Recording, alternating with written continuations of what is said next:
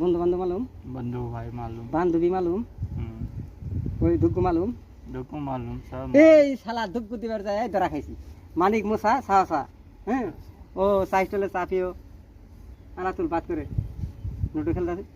চলো ভাই সৌদি যাই, উমরাও করা হবা যে পয়সা কামাই করেন যাবো। বললাম ঠিক আছে যা যাই। মানিক পয়সা আর মজুদ, ধনী মানুষ তো পয়সা মজুদ, মুসার মাই।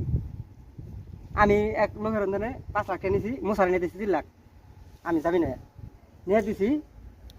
जमीन पे कर्ज लिए हो? না না এমনি अच्छा ওই লাভের পর अच्छा।